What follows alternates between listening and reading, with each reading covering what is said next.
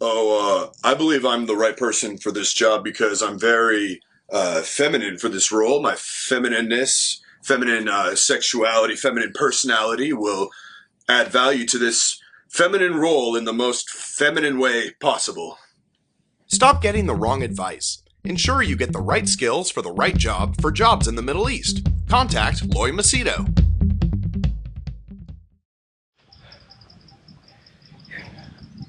So today my wife asked me, a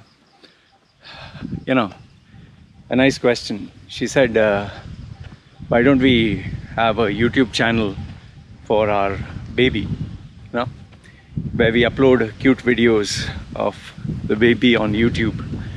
And, we may not get 1 million followers, but it'll be its own channel. Okay. I told my wife, no, nothing doing. No YouTube channel, no Instagram page, no Facebook page, no social media at all. Absolutely none. And even if you manage, no, nothing. Why?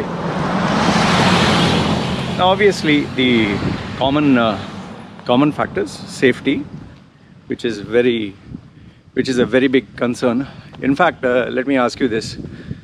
Check how many film stars, movie stars, athletes, famous personalities have their children on social media. You'd see a massive disproportion. Like the number of number of film stars whose children do not have far exceeds the athletes, film stars, celebrities who do have. The reason for this is, number one, safety, privacy, their well-being. Okay, that's number one. The second one is, it opens the floodgates of temptations and dangers from scammers, fraudsters, to you just don't know who they are going to interact with. It's a virtual world. It's like once upon a time, if your child had friends, you could see the friends. Here, you just don't know who they are talking to. Like, for example, do you know in third world countries like Thailand, how many pedophiles are there? You'd be shocked to know that it's a very, very, very high number, very high number. In fact, every second or third person you meet, not second, say every 1 in 5th or 1 in 4 might actually be a sex maniac or a pedophile. It's that high. The reason being is, in Europe or the West, there are strict laws, you're named and shamed. In these poor countries, who's there to find out? And given the currency exchange of the West, so many of these poor people, like one girl asked me yesterday, why do so many of these poor people get into the sex industry? Because working in the sun for 12 hours for a month, the salary that they earn, just by getting into sex, the sex trade, you can get it within a day. One day of bending over or sucking someone off is equal to 1 month of working in the sun. Guess which one most people are inclined towards? And then if you have someone who's old, like 70, 80, which most of the girls who are in their 20s target, you end up with that guy's entire wealth if you know how to play your cards right. I can't give you the identity. I know of a person, bar girl, I think 18 or 19, who managed to get 180 million from her husband or boyfriend or whatever, because he was stupid, he was dumb, he made one mistake. Don't want to dwell into that because that's a very known personality now. So, okay, so I was talking about the dangers. Okay. The next one is, the child's mentality gets shaped by the people or environments the child interacts with, not by the family. Okay, you can only do so much, you can control only so much. But when the child starts interacting with people, they say, birds of the feather flock together. If you're a biker, you hang around with other bikers. You're a marathon runner, you hang around with other marathon runners. You're a bodybuilder, you hang around with bodybuilders. You're a chess player, you join that same group. In the same way, hi doggy. See, doggy. In the same way, the group that the child ends up hanging around will form a mind. And I'm busy with my work. My wife is busy. How do we know who she's interacting with, chatting with, talking to? In fact, I've seen here in the market that I go for shopping fish, meat. These small girls are busy chatting with somebody. Like if 1 hour we are in that market area, 1 hour they're just glued to the phone. The parent doesn't know who. In fact, I saw one small girl, which I've spoken about before. I think she's 10 or 12 or... she used to look simple. I used to like her a lot.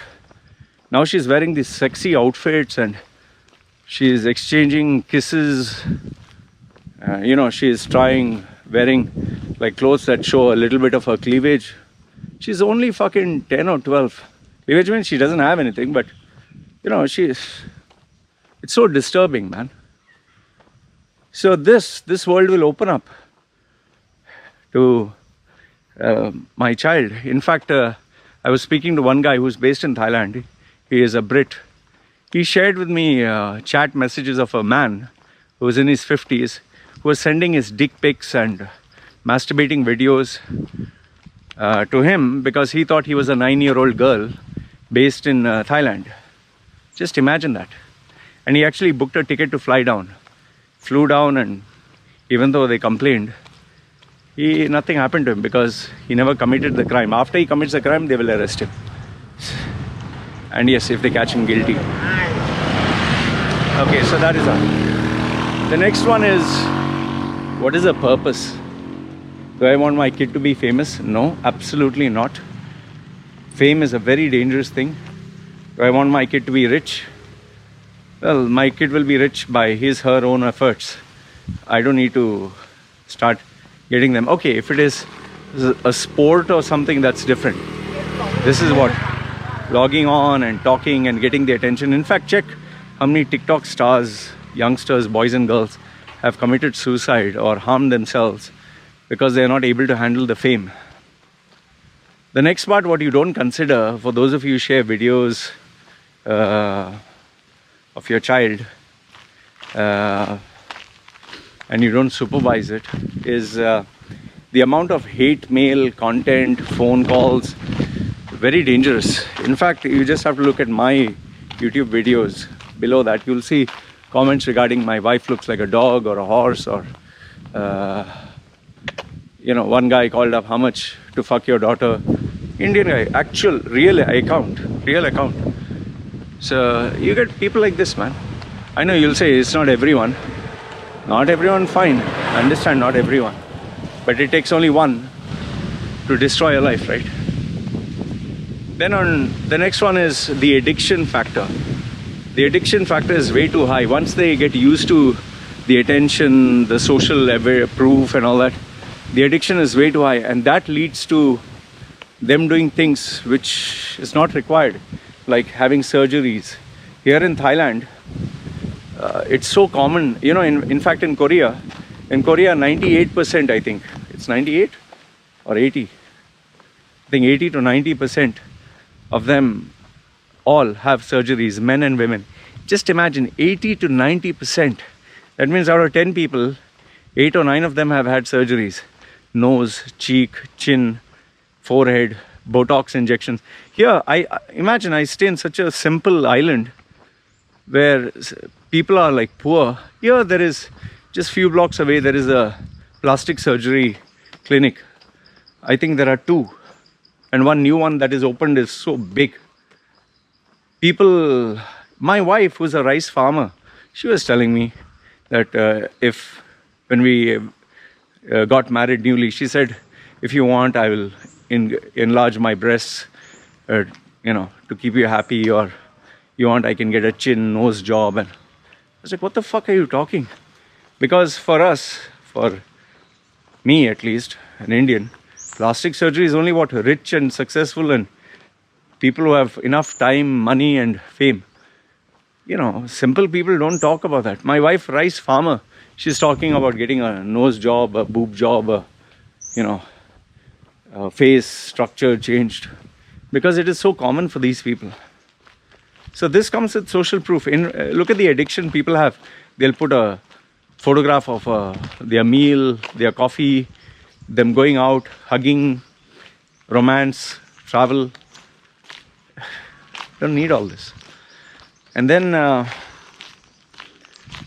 the other thing which I told my wife is, which is the most important, if tomorrow I die, can you handle your work and your this and leave her unsupervised?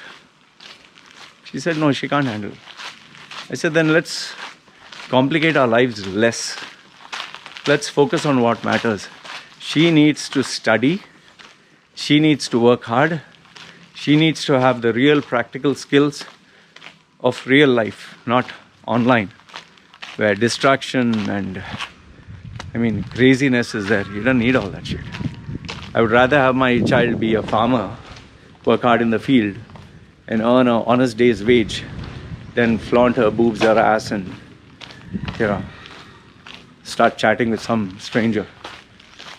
She can do that after she's 18 or 20 or whatever. Once she becomes an adult and she's out of my house, earning her own, do whatever the fuck you want, because you're grown up. I can't control you. Smoke, drink, do whatever the fuck you want. Sleep around and be lesbian, gay, this, that.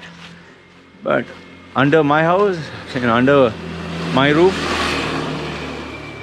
with my money, my rules. So this is what I told my wife, and my wife is in agreement.